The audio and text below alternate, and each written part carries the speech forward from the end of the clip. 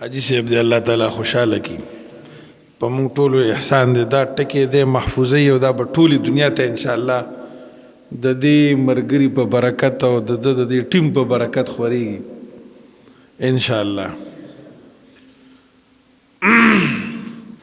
ضرورت د دې خبرې ده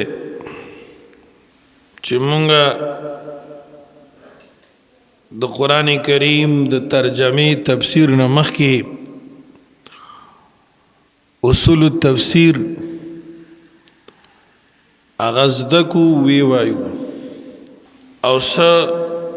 عجیبه غوندې خبره دا ده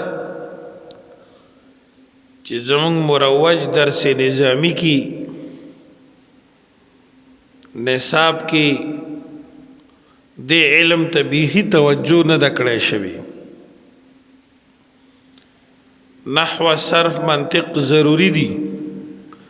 او باقی کتابونه شته ډېره ښه خبره ده خو د هغې نه زیات بیا رستو اصول الحدیث او اصول تفسیر ضروری هم دي د دواړو باندې کتابونه نشته نه درس کیږي زمونږ په بلادو کې یو کتاب دی د اصول حدیث وړه دوره کې د امام ابن حجر اسقلانی رحمت الله علیه شرح نخبة الفکر اغم پورا نه پڑھاویږي او بلا کمزوری دا ده زمونږه چې هغه خالص شافعی دی او دا اصول حدیث یہ منهج د شوافع باندې را جمع کړی دي حنفی منهج او د دې فقها او محدثینو چې کوم خپل اصول دي ارټیک ته چې ډېر حد پورې دواړه متفق دي خو ځینې ځایونه داسې دي چې هلته د احنافو اصول دا جدا دي د احادیثو نو په حنفی اصول فقه کتابونو کې اصول الحدیث شته بحث د سنت کې علایدا او ځان کتابونه شته دوه درې چې خاص منهج د حنفیو باندې کار کړي او دا چې خډیر دي چې مشترک او مجموعه اصول وروړي بلا شی دي زرګونه کتابونه دي خو لیکن زمونږه عام طلبه د اصول حدیث سره بلد نوي اصول التفسیر هم دغه سه حال دی په کل درس نظامی کې یو کتاب د اصول تفسیر داخل دی د امام شاه ولی الله دهلوی رحمت الله علیه فوز الکبیر اغم نلولیږي پورا نتیجه داشي چې طالب علم فراغت شي خود اصول الحدیث او اصول تفسیر سره نه بلد وي په دې وجه د دارالعلوم صدیقیہ ناکی پېښور وخت د سره ترتیب داو چې د اصول تفسیر به مکمل درس کو وخت بو لس ورځې بیا مونږ دا سوچ کو مشوره وشو چې یره دا باقاعده کتابونو په شکل کې د دې لپاره یو مختصر نصاب مقرر شي خپل ملګرو ته ویل کېږي نو فایده به ډېره نو دا درې کتاب مونږه د اصول تفسیر چې مختصر دي او جامع دي د دې انتخاب وکړو اول فوز الکبیر دویم تبیان د مولانا محمد علی صابونی رحمت الله علیه او دریم التيسير فی قواعد التفسیر د علامه کافیجی رحمت الله علیه.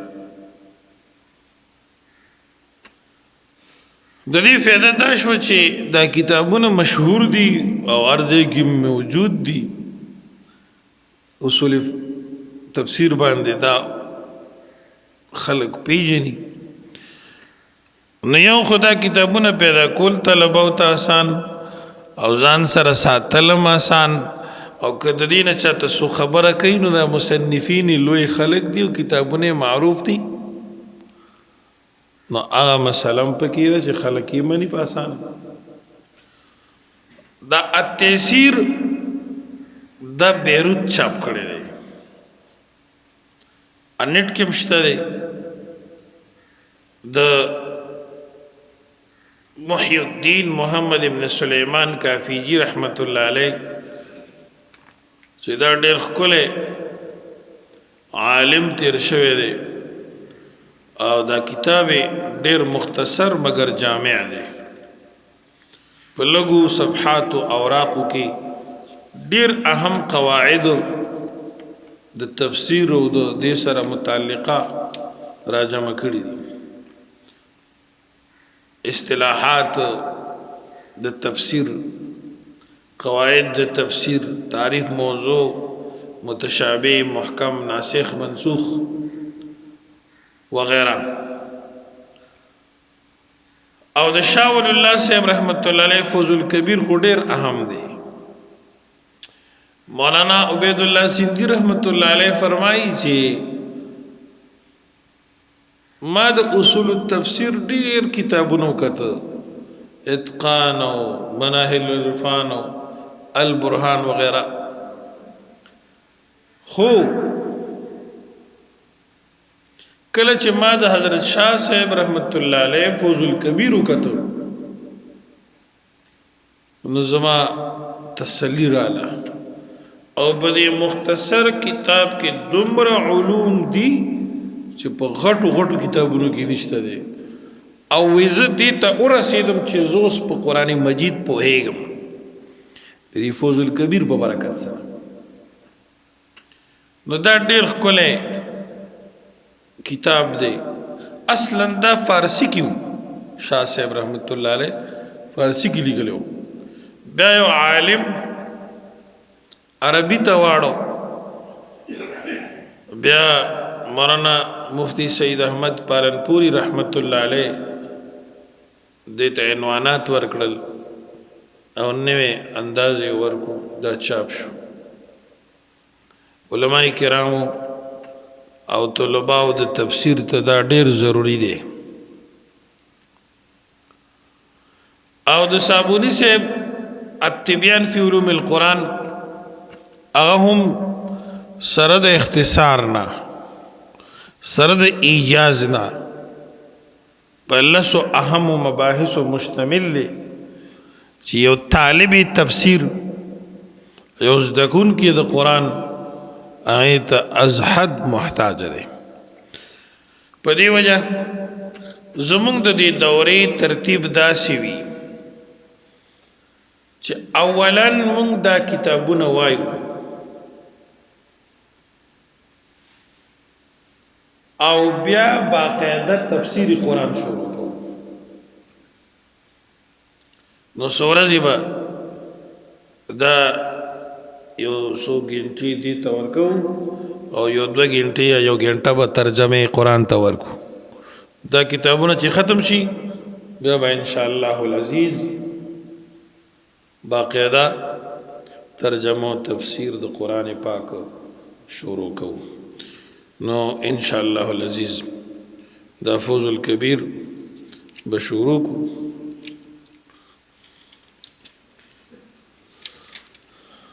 اول د دې مصنف حالات و امام شاه ولی الله دهلوی رحمت الله علیه چې خپل نوم احمد دی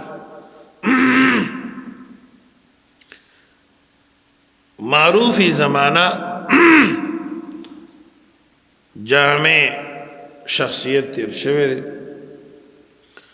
ابو عبدالعزیز قطب الدین ولی اللہ احمد بن عبد الرحیم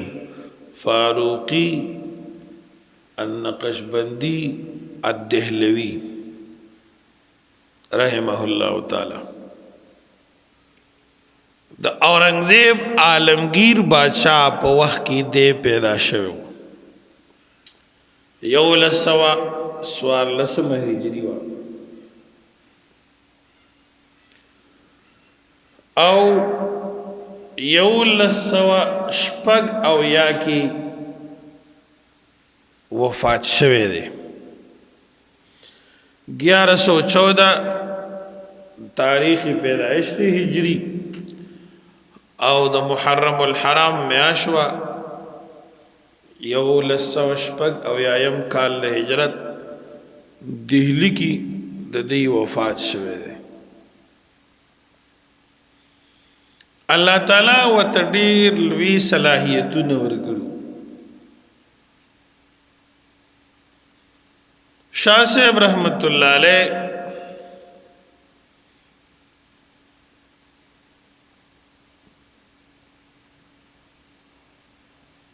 محدث مفسر فقیه صوفی مصنف د امور د سیاست مدبر یو لوی امام مفکر تیر شوی دی رحمه الله تعالی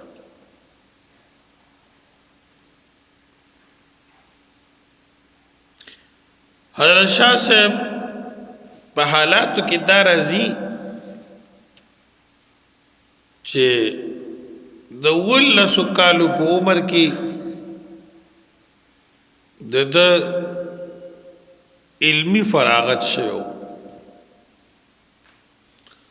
امام شاه ولی الله دهلوی رحمت الله علیه د فراغت سره سره د خپل پلار نه سلور واړو سلاسلو کې هم مجازو او بیا درس شروع کو سمند بعد حرمین و شریفین تلاړو سکم 2 کاله الت تیر کړی دي او ال دې د علم حدیث ډېر لویا زده کړی ده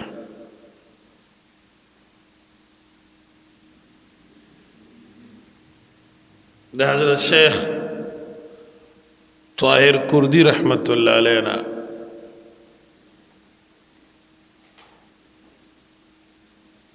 نو غرض دا دی چې مصنف رحمت الله علیه یو عبقری شخصیتو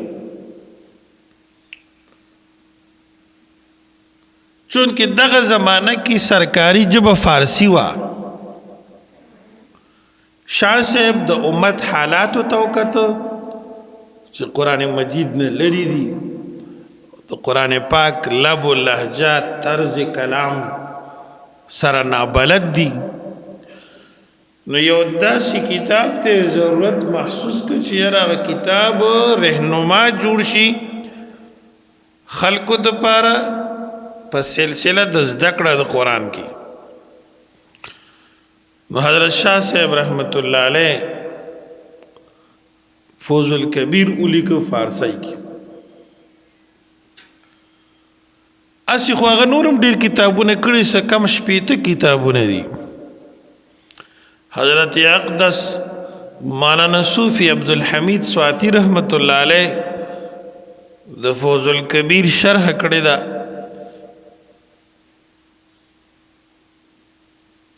د اغي په ابتدا کې د حضرت شاه صاحب رحمت الله علیه سوانح دی حالات زندگی لیکل دا باقي تفصیل سره د ټولو کتابونو ذکر کړی دی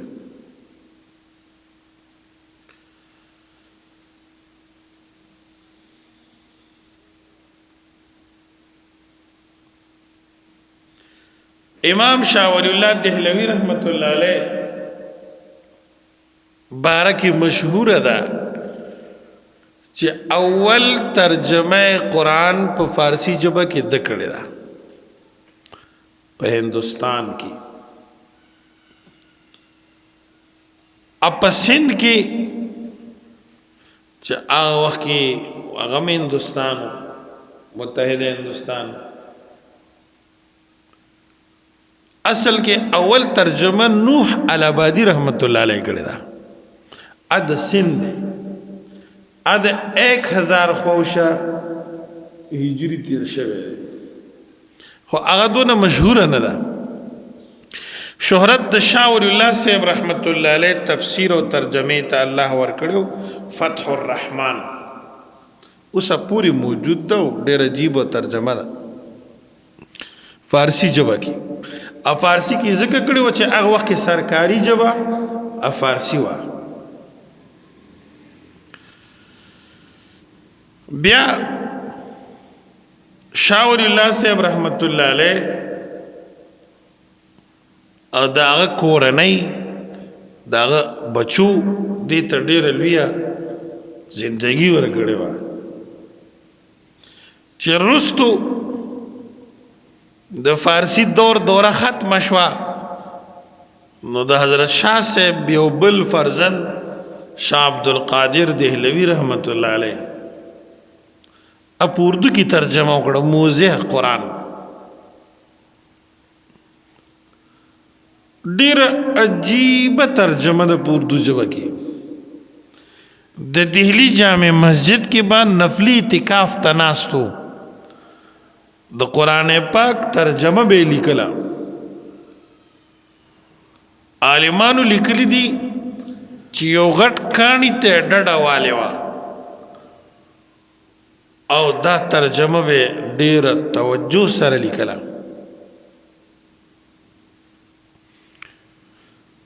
کلونه پیله ګولیو کلونه نو حضرت شاه عبدالقادر دهلوی رحمت الله علیه صاحب کرامت سره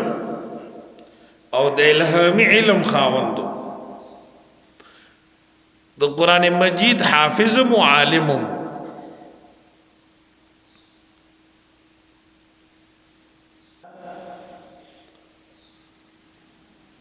دا تفسیر لیکلو کانی ته ډډه بواله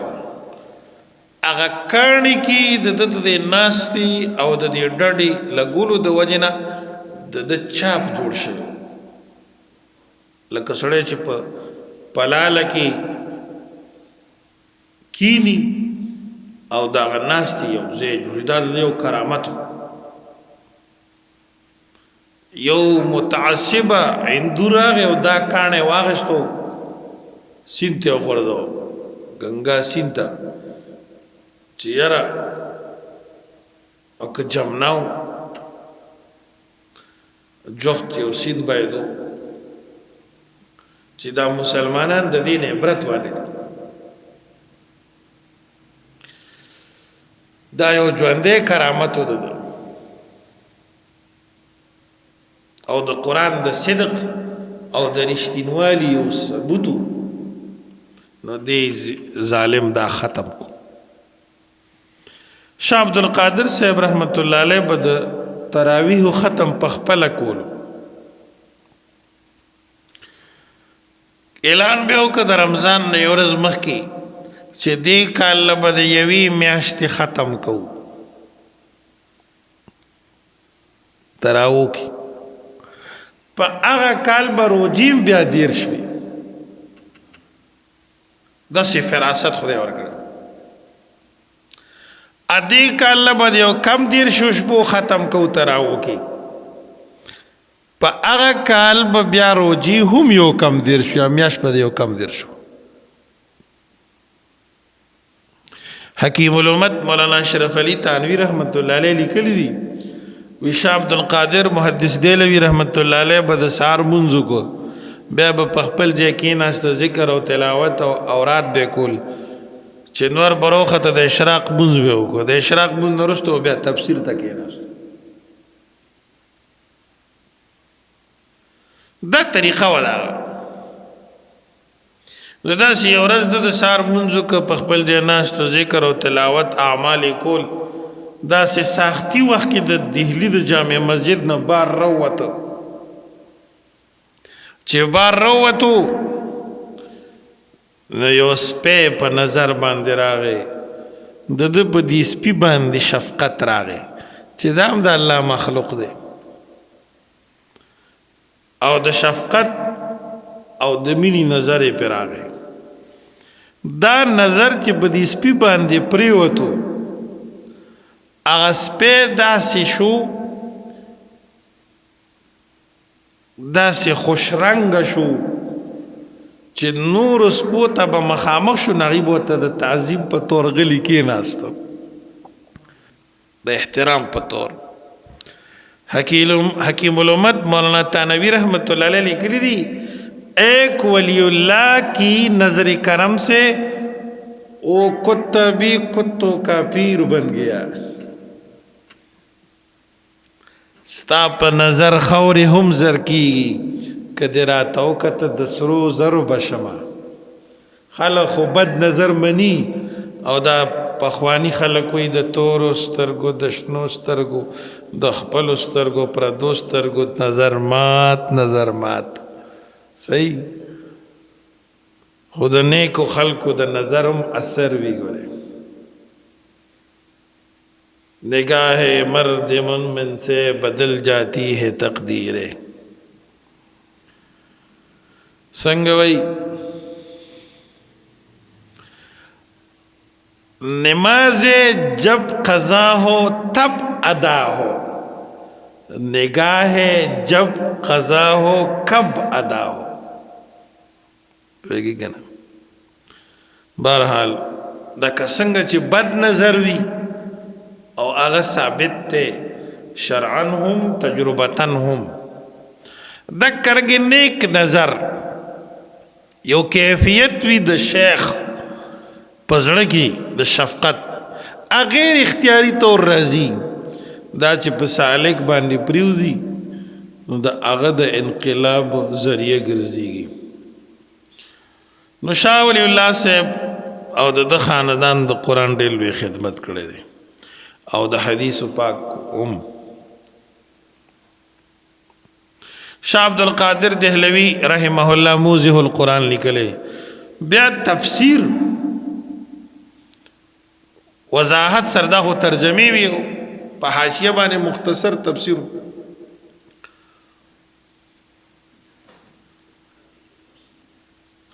تفسیر د شاہ عبدالقادر دہلوی رحمت اللہ علیہ هم شتا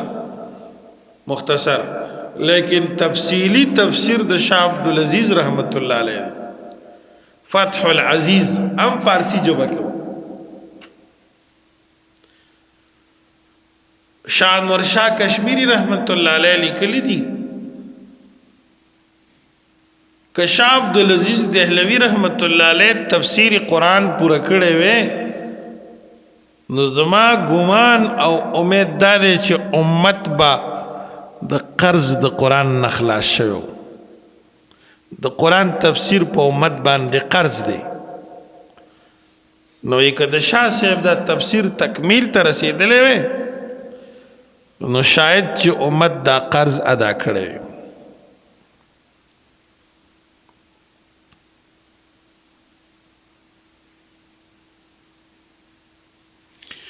تفسیر فتح العزیز نیمګړی دی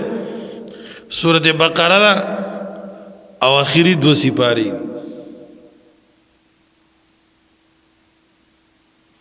نور ولی ونلی کلی شو نو خلق مختلف وجیوی دی مختلف وجوهات چا دا ویلی دی چې د لیکلو د انقلاب زمانه شکار شو حالات خراب شو ګډوډ شو دا 2 سپاره پاتې شو خو ټولو کې ښکلې وجه هغه ده کوم چې بعضې علماو لیکلي ده چې حضرت شاه صاحب رحمت الله علیه کله دا څو جلد تفسیر ولیکه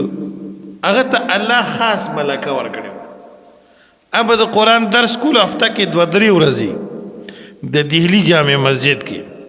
په محراب کې به کېناست او په درس کې به فضلا ناستو علما یو سره په پلاس کې بیزاوی شریفو بل سره کشاف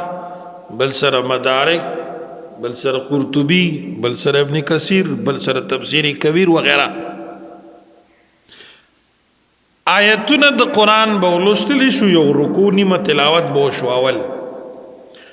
دی عالم ته به وی چې بیا ویا ستا په لاس کې د قاضي بیضاوي مبارک تفسیر دی، هغه دی آیتونو کې څه وایي. هغه عالم به د امام قاضي بیضاوي رحمت الله علیه د تفسیر پرنا کې هغه آیتونه حل کړل، هغه تفسیر بیا وی. بل سره به د امام فخر الدین رازی رحمت الله علیه کبیرو، هغه به د امام رازی رحمت الله علیه د تفسیر پرنا کې تفسیر ته به قتل او د آیتونو تشریح به وکړه. بل سره به مدارکو، بل سره بل کتاب. دا ټول علما به چې کله فارغ شو، شاه عبدالعزیز دهلوی رحمت الله علیه سره به صفا قرآن شریفو تفسیر بنو، اکسی قرآن بو. بے ہاں جی اب اس عاجز سے بھی سنو. اس زمانہ دی مبارکو آیتونو تفسیر ہو رہی. اب شروع شو او دا اغا آیتونو مبارکو تفسیر بے بداس انداز کے وکو چه دا حاضر مجمع با حیران شوا او دا دی مفسرینو دا چا پلاس کی چه دا کتابونو مختلفو قدماء و مفسرینو دا دی دا تفسیرونو نبا دا اغا دا تفسیر دیرو چتو ناشنا باو. حیران بشو خلق چاہتے تپوسو کو چی تو کب تفسیر گورے. آگوی میں بھی حیران ہوں. جب بھی تفسیر پڑھانے بیٹھ جاتا ہوں میرے دونوں کندھوں پر بوجھ سا ہو جاتا ہے. سامنے ایک کتاب آتی ہے، میں ان کو دیکھ دیکھ کر آپ کو پڑھاتا ہوں. زم حیران دا یو کیفیتی را باندې راشي، نور کله نه راځي چې دلته کینم تاسو ته درس قرآن کو مخامخ یو غیبی کتاب راته ولګي او دا اوږې مې درنې شانتي شي، هغې ته ګورم او تاسو ته دا تفسیر کوم. دا کیفیت زما اختیار کې نه وي، کله زه غواړم خو ونشي. او دلته داسې کېږي. نو الهامی علم الله رب العالمین ورکړی و، الله پاک دې مونږ تاسو ته هم راکړي.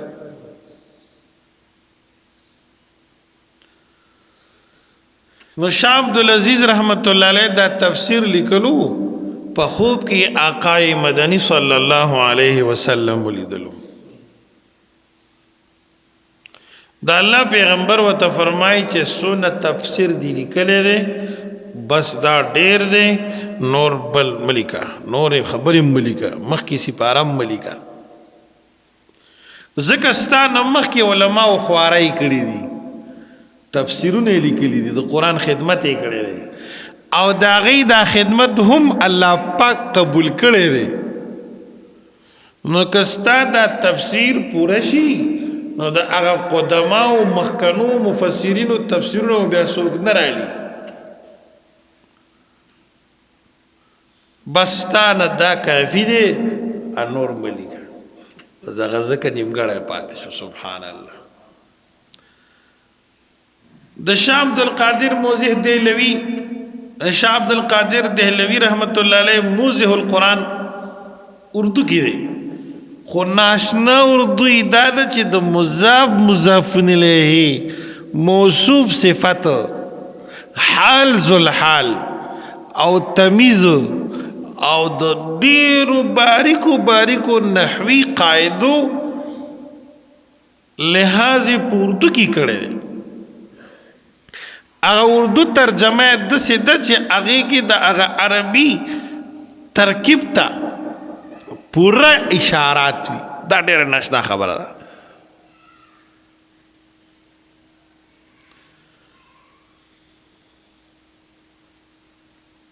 لیکن علمی دی ګران دی نو بیا د ضرور شارفی الدین دهلوی هغه په آسان اردو کې د قرآن ترجمه وکړه دا موږ سره شته دی فتح الرحمن د شاه ولی الله رحمت الله علیه موضح القرآن د شاه عبدالقادر دهلوی رحمت الله علیه او د شارفی الدین ترجمه رحمه الله تاج کتبخانه لاہور چاپ کړي دا موجود ده نو دا ځان لوالی دا ډېر هم شي نه دي شاه ولی الله صاحب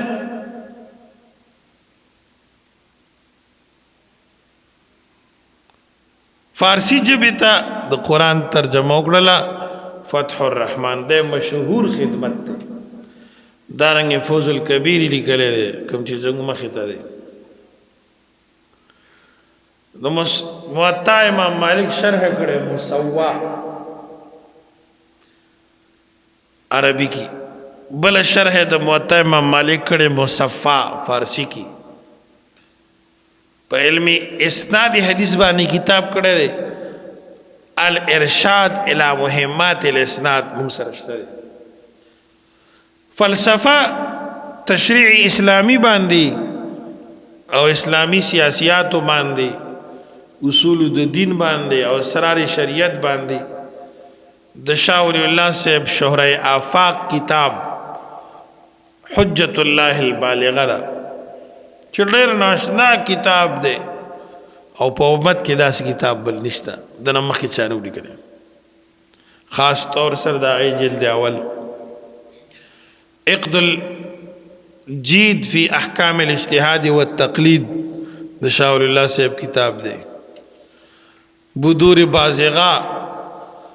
او دارنګ الانصاف فی بیان سبب الاختلاف قرة العینین فی تفضیل الشیخین فتح الخبیر التفهیمات الہیہ دا شاه ولی الله صاحب کتابونه دي همعات سطعات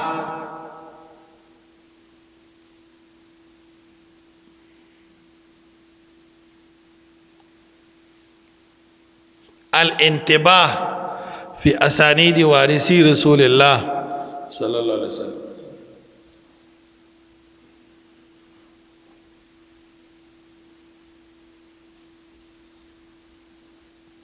نو د شاه صاحب ډیر کتابونه دي خو د حجت الله البالغه ته فوز الکبیر ته او فتح الرحمن ته خاص شهرت الله ورکړي امام شاه ولی الله دهلوی رحمت الله علیه حنفی خو وسیع النظر او ډېر لوی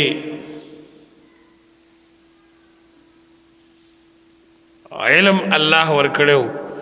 نو ټول فقه به پڑھاولی فقه شافعیم درس کولا فقه حنفیم درس کولا بعض خلک وایي چې دا مقلد نو خدا دروغ وایي امام شاه ولی الله دهلوی رحمت الله علیه په خپل لیکلی دي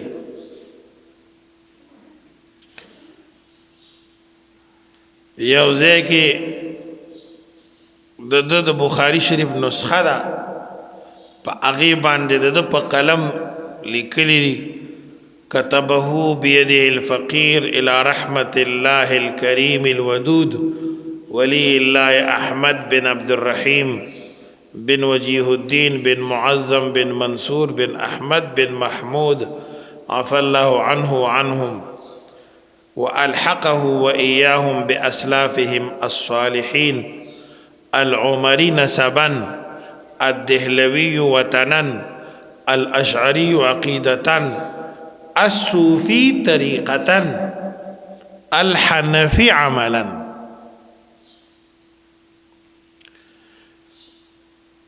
والشافعي تدريسا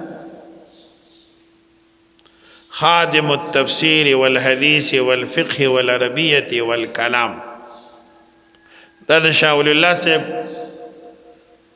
خپل لیکل دي نو هغه ځان سره حنفي لیکي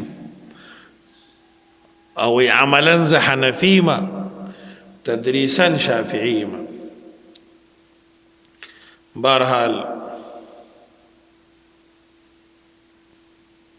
دا د شاه ولی الله صاحب حالات. د فوز الکبیر دا خو اوس د مصنف حالات دي. مصنف حالات مو ویلي په دې فوز الکبیر کې دنه څه شي دي او د دې تر څه شي دي دا خو تفصیل سره براشي، لیکن خلاصتاً طور زویم چې مرګرو ته په ذهن کې وي اصلاً کې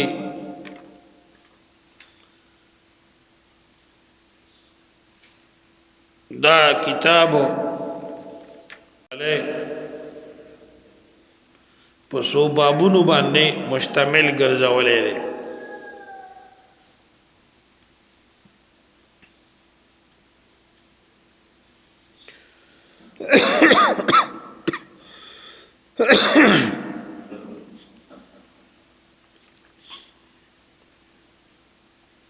پنځه بابونه دي پکې.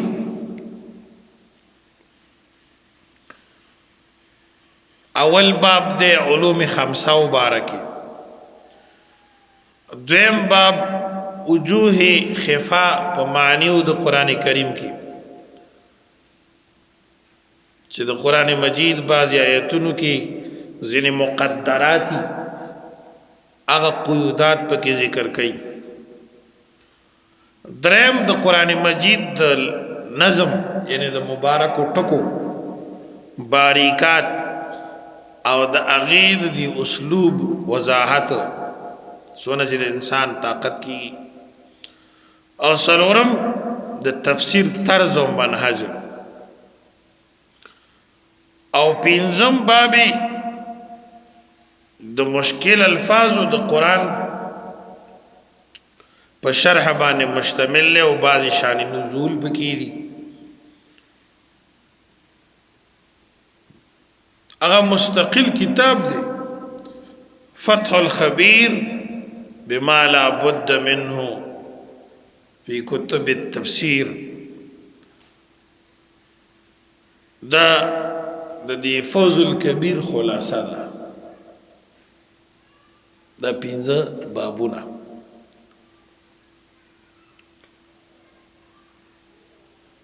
باقی په دې ډیر اختصار سره حضرت شاه صاحب سمندر په کوزه کې بند کړی دی. ما ورته ویل چې امام انقلاب عبید الله سیندی رحمت الله علیه ډیر لوی سره بعضی افکار به خطا وي به د انسان د غلطی کیږي. هغه شاس خبرې موږ داغه نه من مجموعی حیثیت سره ډیر لوی هستی و ولی الله او بزرګ استاد محترم محدث کبیر مفسر جلیل مولانا السید شیر علی شاہ المدنی صاحب قدس اللہ تعالی سرہ العزیز فرمائل چې مولانا عبید الله سیندی رحمت الله علیه بروزانہ 1,00,000 ځل اسم ذات پزړه باندې وی الله الله الله روزانہ.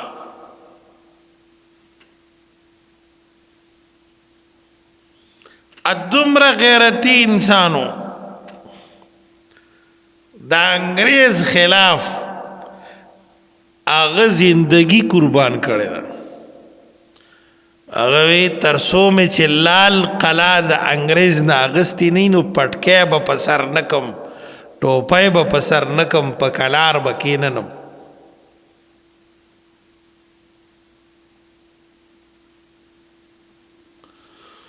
دا هغه عجیبه سوچ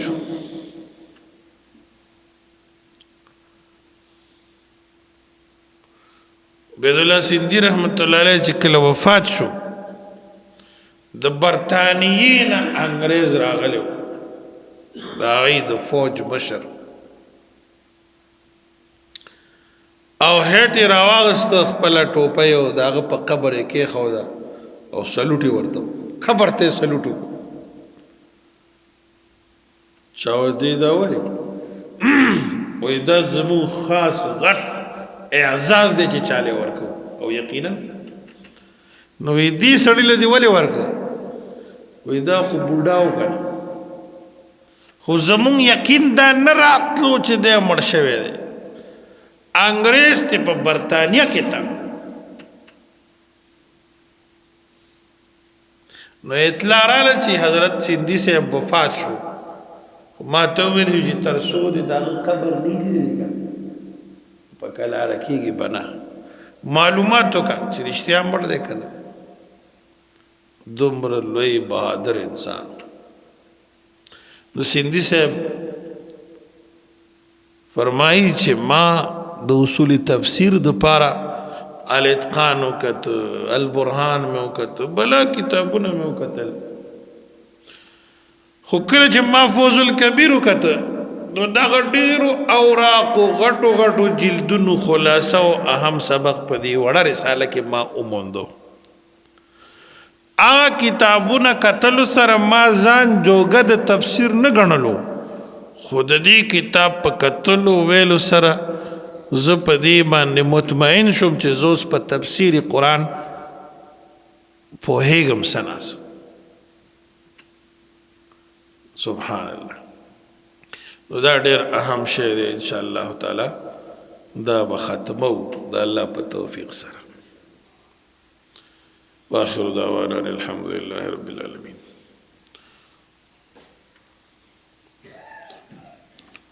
دا کتاب دی بل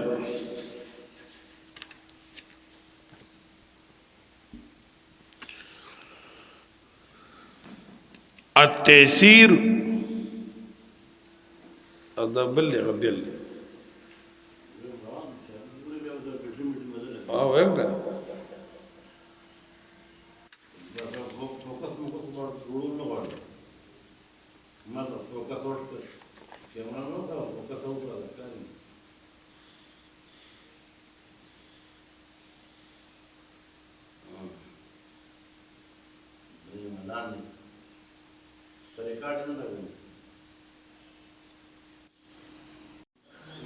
نا خیر جزاک اللہ بسم اللہ الرحمن الرحیم اللهم صل علی سید الخلق محمد وآلہ وسلم دا کتاب دے التیسیر فی قواعد التفسیر آسانتیا پیدا کول په سلسله د زده کولو د قواعدو د تفسیر کې ډېر مختصر مگر اهم مسائل د تفسیر اصول پکې ذکر دي د دې کتاب مصنف ته امام محمد بن سلیمان بن سعد بن مسعود کافیجی رحمت اللہ علیہ کافیجی و تذکوی چې د امام ابن حاجب کتاب کافیه سره ډیر زیات شوق او ډیر زیات به کتل ولولوي نو د ترکو عادت دا دی چې یو شی چاته منسوب کوي نه یې سره د جی دا لفظ لګي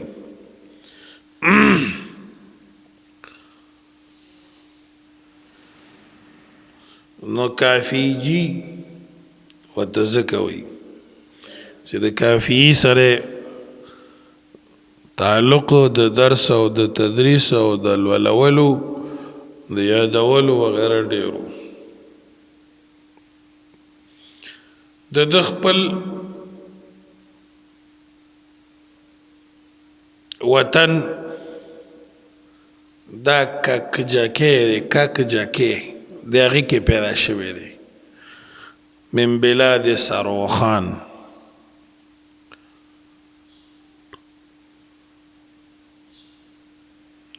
د تاریخ پیدایش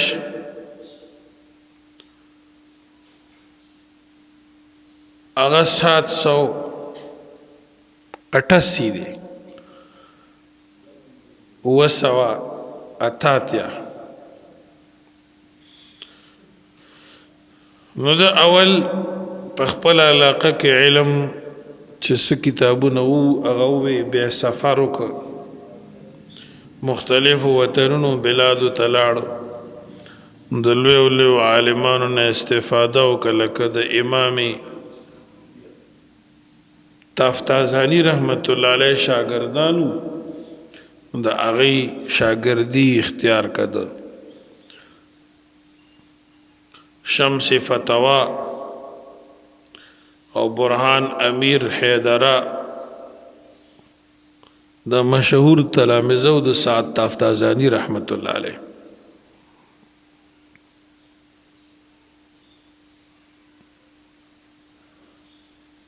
دا د استادان دي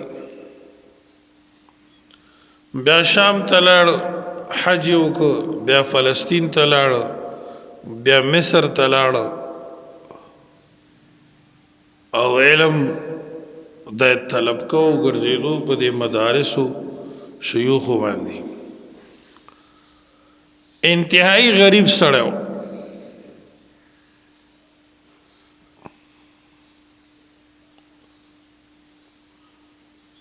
او زاهد انسان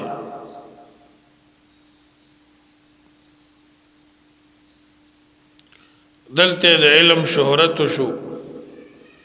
او لوی لوی خلق فضلا د شاګردان رالل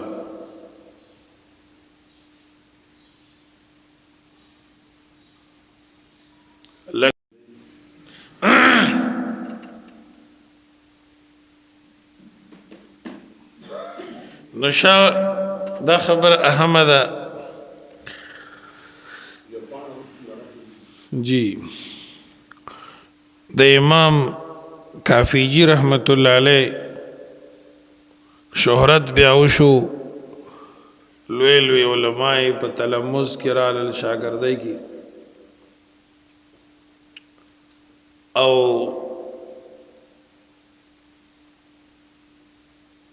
د خپل خانقاه هم و درس تدریس هم کو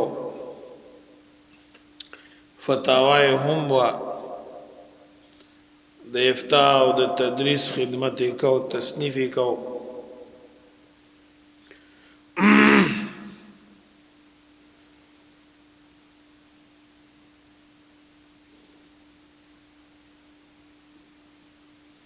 امام کافیجی رحمت الله علیه د ډېر لوی علمی خدمات سره سره تصنیفیم ډېر خدمات کړي دي او چون کې سړی محدث مو مفسر مو صوفي مو او د ډېر لوی زهد او د عبادت خاوندو ځان سره به څه نه پرېښودل بس صدقه کول وی او انتهایی صابر انسانو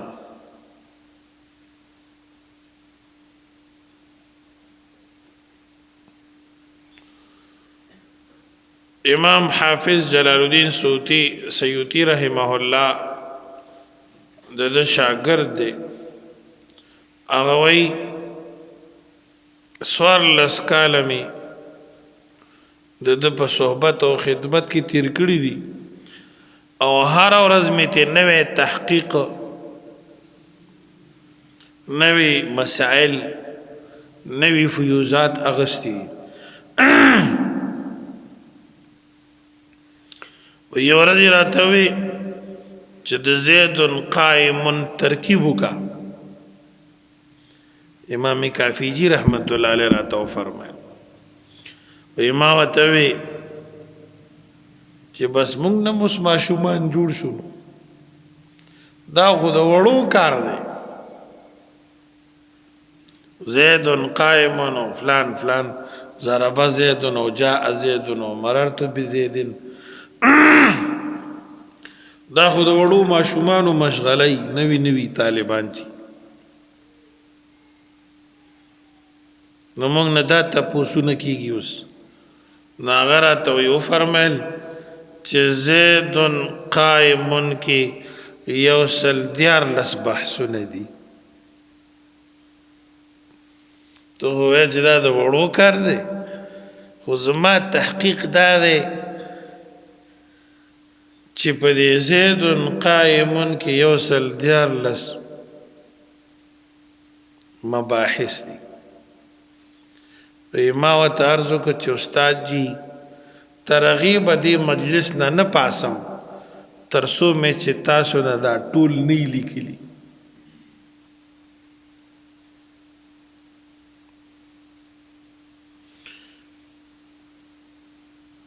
نو هغه خپل رجسٹر را واغست چې لیکلی و پکې ما ته راکړه چې دا تحقیقات دي کړي وې دا غینه میزان تر نقل کړ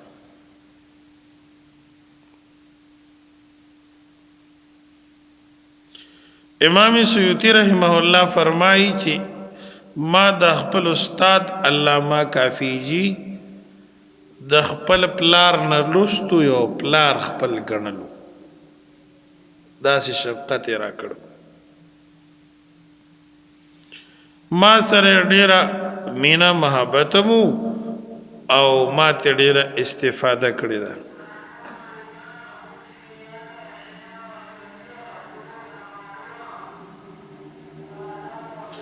او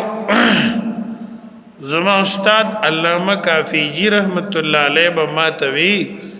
چې استاد پلار او زما دوستانه وا او د مصر اکثر خلک خو ما سره حسد کوي لکه چې یو سړی یو مقام ته ورسېږي او زه ته نشو ورسېدی نو بیا خو مونږ هغه پسې وایو خبرې به م کوو خپې نه به م راکاږو چې دا ولې دومره اوچت ځای ته ختلی دا خو د انسانانو فطرت دی خو عام خلک د مصر چې وو هغه زما حسادو خو ستا والد صاحب ما سره حسد نه کو علامه کافیجی دلوی جلال خاوندو هیبت عظمت خدای ورکړو بیا بیمار شو او د محرم میاشوا چې د بیماری شروع شو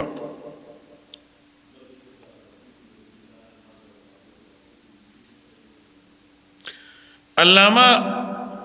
ته بیماری دا ولګي چې ګډه خراب او نرم و د اسهال تکلیف ورته نو ډیره ناس ته بدن نشو کوله او نو سره نور خلک ډیر کې ناشتي دي شو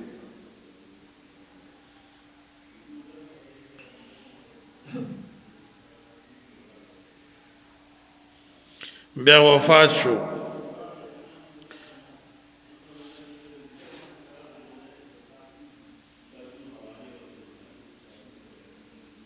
امام کافیجی رحمه الله و سواتات یا کی وفات شوه دی بلا ډیر کتابونه لیکلي دي التفسیر فی قواعد التفسیر دا کوم زموږ لاس کې دی دین علاوه تفسیر آیات متشابهات نزهة الاخوان البشارة فی قوله تعالی فاتوا بسورة من مثله کشف النقاب للأصحاب والأحباب الفرح والسرور زين الفرح بميلاد النبي وغیرہ بلا ډیر تصانیف دي. خو د امام کافیجی رحمه الله دغه التيسير تا شهرت ډیر حاصل دی. الله تعالی د مصنف درجه بلندی کی او خدمات دی الله دا قبول کی. مقدمة المؤلف. الحمد لله الذي أنزل القرآن رحمة للأنام، والصلاة على النبي الذي فسر القرآن وبين الأحكام، وعلى آله وأصحابه النجباء الكرام. أما بعد، تمام تعریفونه الله لردی اغزاد چې قرآن نازل کړي رحمت د ټولو خلقو د پاره او رحمت کامله دی په پیغمبر د هغه پیغمبر چې تفسیر د قرآن خلقو ته کړی دی د احادیثو په شکل کې. وبین الاحکام او ښکاره کړي دي احکام. وعلى آله وأصحابه النجباء الكرام. أما بعد، فإن مدار الشرائع والإسلام كلام الله الملك العلام، وإن تفسيره أهم المهمات العظام، لا يكاد يتم طاعته إلا لواحد بعد واحد في كل زمان، فإنه بحر لا ينقضي عجائبه ولا ينتهي غرائبه. مدار د شرائع د اسلام اد الله قرآن دی کوم چې بادشاہ دی او خبردار دی، او بشک دا تفسیر د قرآن اهم شی دی. د مهم لویو مسائلو کارونو نه اهم شی دی د قرآن تفسیر کول. او نږدې نه ده چې پوره شي ورکړه د دې مګر یو کس ته پس د یو کس نه په هر زمانه کې هر سړی مفسر نه وي، ډېر په مشکله مفسر پیدا کی. فإنه بحر لا ينقضي عجائبه، قرآن یو سمندر دی چې عجایبات یې نه ختمي او نه پوره کی. ولا ينتهي غرائبه، انتها ته نه رسي غرائب او ناشنا خبرې ده. بدیع الشان، ناشنا شان والا دی. ثم ان علم التفسير من بين العلوم،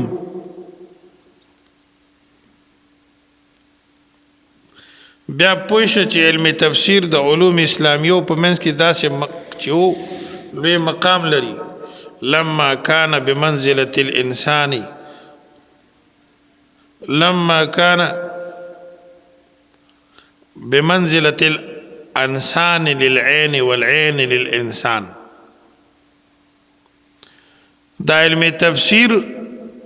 په اسلامی علوم کې داسې مقام لري لکه سترګې د انسان د پاره چې ګاټې دی او کسې دی. دا یو انسان دی یو انسان دی. انسان په دې سترګې کې چې سترګې چې دننه کم کسې دی او ګاټې دی ته وایي. یو ګاټې وي یو په دې ګاټې کې دننه هیره غوندې ده، دغې ته ویلی شي. انسان د پاره سترګه څومره ضروري ده چې سترګې نه ړوند او کوړي سړی بیا په سترګه کې چې ګاټې نه وي ګاټې کې کسې او هیره نه نو نظر نه. علم تفسیر داسې اهم شی دی. هر علم دی کړی تفسیر د سره نه وړوند او کوڼ وای. وقد دل على افضلیته البرهان، دلالت کوي په فضیلت د دې باندې واضح دلایل. وكان غیر منتظم الاحد فی سلک النظم والبیان، او دا نور اغله په یو طرز باندې په یو تار د نظم او د بیان کې. واردت تدوینه بقدر الوسع والامکان، نو ما د دې راغونډولو کو د خپل طاقت مطابق رتبت هذه الرسالة على بابين وخاتمة تحفة مني إلى الإخوان. دا مختصر رساله مې ولیکله چې دوه بابونه دي، یو پکې خاتمه ده، زما د طرفه طالبان ورونو ته تحفه ده. راجیا من الله الاصابه فی البیان، په داسې حال کې چې زه امید ساتونکی یم د الله د طرف حق ته رسېدلو کې په بیان. والعصم من الخطا والطغیان، او الله نه بچاو غواړم چې الله مې بچ وساتي، محفوظ مې وساتي د غلطین او خطا نه. اللهم وفقنا لسلوک طریق الرشاد، یا الله مونږ ته توفیق راکړي چې په سمه لاره پکې لاړ شو. ویسر لنا الاستقامه والسداد، او الله مونږ ته کلکوالی په حق باندې او استقامت آسان کی. وجنبنا عن التعسف والعناد، او یا الله د ضد او د عناد نه مو ساتي. انك انت الكريم الجواد، یا الله تسخي او به انتها سخا کوونکی. اللهم آمین. د امام کافیجی رحمت الله علیه سوانح مې درته ووی، د مصنف مقدمه مې درته وویله، او دا کافی ده. وبالله عز وجل التوفیق، واخر دعوانا الحمد لله رب العالمین. دعا وکړئ چې الله زموږ دا شروع افتتاح مبارکه کی، الله آسان وفرمایي، او الله سونه ملګری چې تفسیر ترازی سړی زنانه، الله د ټولو خیر او برکت او علم قرآنی نصیب کی. حاجی صاحب ته دعا وکړئ چې الله ټول ضرورتونه پوره کی، او د کړهو نه الله وساتي. شاته چې ورسره کوم ټیم دی ملګري د هغې هم الله بیداره کی، او دا کوم باباګان چې راځي او نور رونه الله علم و عمل کې برکات واچي. زموږ د مشایخو درجې بلند کړه. صلی الله تعالی علیه